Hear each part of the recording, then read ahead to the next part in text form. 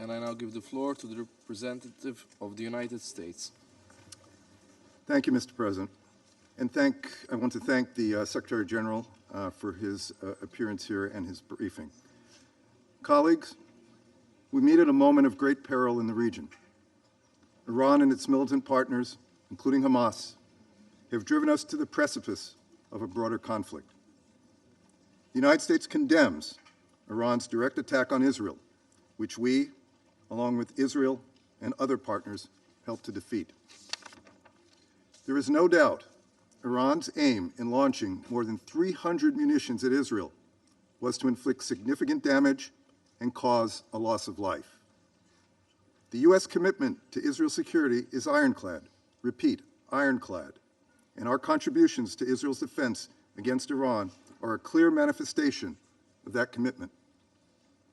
It is vital that the international community is united in condemning Iran's reckless escalatory acts, which pose a direct threat to international peace and security, destabilize the region, and endanger its own people. In response, the United States announced sanctions this morning against several actors involved in Iran's unmanned aerial vehicle program, suppliers and customers of one of Iran's largest steel producers, and Iranian automobile companies with connections to the U.S.-designated Islamic Revolutionary Guard Corps and the Ministry of Defense and Armed Force Logistics. We anticipate that our allies and partners will soon be following with their own sanctions, and we will continue to disrupt the networks that support Iran's reckless proliferation of weapons that destabilize the Middle East and beyond. The Security Council must also not let Iran's actions go unanswered. Indeed, for far too long, Iran has flagrantly violated its international legal obligations, notably through the actions of the IRGC. The evidence is clear. Iran has armed Hezbollah in violation of Security Council Resolution 1701. It has also armed, facilitated, and enabled Houthi attacks on Saudi Arabia and the UAE and, more recently, merchant and commercial shipping in the Red Sea in clear violation of Resolution 2216 and in defiance of Resolution 2722. Iran has transferred Shahed one-way attack drones used in attacks against multiple member states at a time when such transfers were in clear violation of Resolution 2231. Iran has also repeatedly violated international law by targeting with mines and seizing commercial ships in international waters of the Persian Gulf and surrounding waterways, just as it did on April 12. Iran has provided significant funding and training for the military wing of Hamas, which, as we know, perpetrated unspeakable acts of cruelty on October 7 against Israelis, Americans, and citizens from countries all over the world. This long-standing Iranian support continues to contribute to the current crisis in Gaza. While Iran's minister will offer excuses for these actions today, we have a collective responsibility to set the record straight on Iran's nefarious actions, to ensure that Iran both complies with the Council's resolutions and ceases its violations of international law. Colleagues, the United States is committed to strengthening our cooperation to end the crisis in Gaza, including by continuing to work towards an immediate and sustainable ceasefire as part of a deal to release hostages by Hamas and deliver additional increased humanitarian assistance to Palestinian civilians in need. Hamas, however, continues to reject offers from Israel that would halt fighting and release hostages. Over and over and over, if Hamas accepted the offer Israel has made, it would allow for an immediate ceasefire that would benefit Palestinians immediately. Hamas should take this deal. If not, they should explain to the world and to the Palestinian people why they have yet to do so, because right now, Hamas is the sole obstacle to a ceasefire in Gaza. The sole obstacle. Colleagues, it is extraordinary the extent to which Hamas has been almost erased from the story of what is happening in Gaza. None of what we have seen in Gaza would have happened had Hamas released the hostages, put down its weapons, stopped hiding behind civilians and in tunnels, and surrendered. Hamas has an opportunity now to agree to the proposal on a ceasefire and on hostages. The ball is in Hamas's court, and the world is watching to see what it does. President Biden has called on Israel to announce and implement a series of specific, concrete, and measurable steps to protect civilians from harm, address humanitarian suffering, and ensure the safety of aid workers.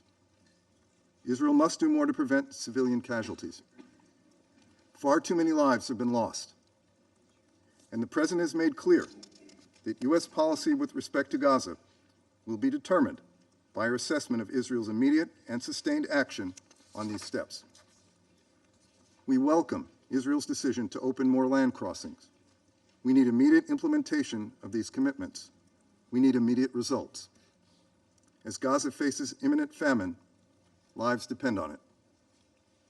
We reiterate our support for Senior Coordinator Sigrid Kaag and call on Israel to cooperate with the UN's efforts to facilitate the delivery of humanitarian assistance at scale.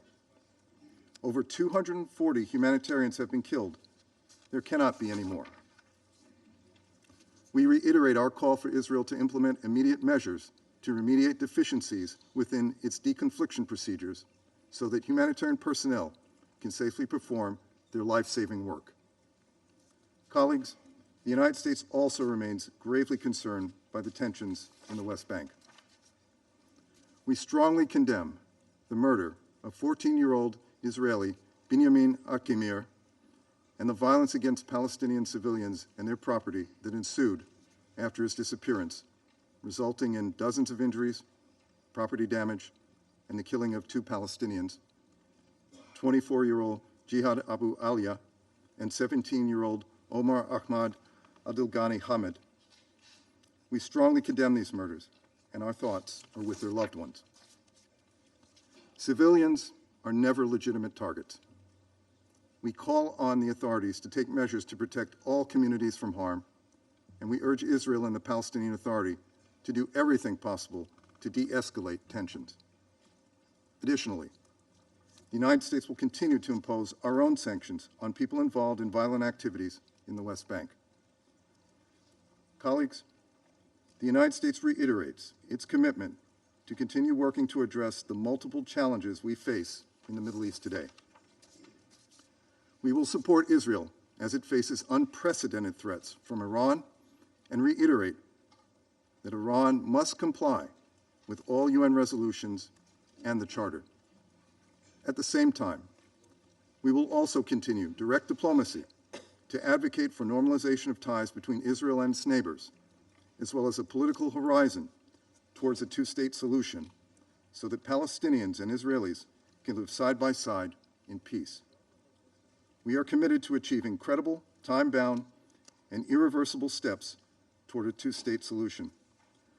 Mr. President, the representative of the Russian Federation has criticized a U.S. resolution put forward on the situation in Gaza. As many in this room know, the U.S. resolution was an effort to try to promote a realistic pause in the conflict and to help facilitate humanitarian assistance. No country has worked harder than the U.S. to improve the prospects for peace in the region. Russia has frankly done nothing other than promulgate lies and disinformation about the U.S. and its partners. I've said this many times. Russia is in no position to criticize any member of the Security Council, given the war crimes and other atrocities it is committing on a daily basis in Ukraine. For Russia, the tragic situation in Gaza is nothing more than an opportunity to distract attention from the horrific war being conducted against the people of Ukraine. Thank you, Mr. President. I thank the representative of the United States for their statement, and I now give the floor to the representative of Mozambique.